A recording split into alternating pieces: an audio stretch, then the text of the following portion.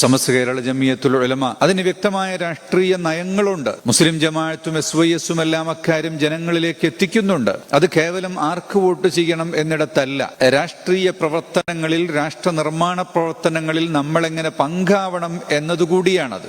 വളരെ കൃത്യമായ ബോധത്തോടു കൂടിയായിരിക്കണം നമ്മൾ വോട്ട് ചെയ്യുന്നത് എന്നും നിർബന്ധമായും വോട്ട് ചെയ്യണം എന്നും ഓർമ്മപ്പെടുത്തുകയാണ്. അതോടൊപ്പം സമസ്തയുടെ വോട്ട് ഇത്തവണ ഈ കക്ഷിക്കാണ്, ആ കക്ഷിക്കാണ് എന്ന് പ്രഖ്യാപിച്ചിരിക്കുന്നു എന്നൊക്കെ പറഞ്ഞുള്ള വ്യാജ വാർത്തകളും ധാരാളമായി വരാൻ തുടങ്ങിയിട്ടുണ്ട്. അത്തരം വാർത്തകൾ കാണുമ്പോഴും ചിലരൊക്കെ ഉത്തരവാദിത്തപ്പെട്ട ആളുകൾ തന്നെ ഇത് ശരിയാണോ എന്ന് ചോദിക്കും. അത്തരം വാർത്തകൾ ശരിയല്ല എന്ന് ആദ്യമേ തിരിച്ചറിയാനുള്ള ഒരു ബോധം കൂടെ നമുക്കുണ്ടാകണം. ഇനി ഇലക്ഷന്റെ തലേന്ന് രാത്രി, അർദ്ധരാത്രിക്ക് ശേഷം കുറച്ച് മെസ്സേജുകൾ ഇറങ്ങും.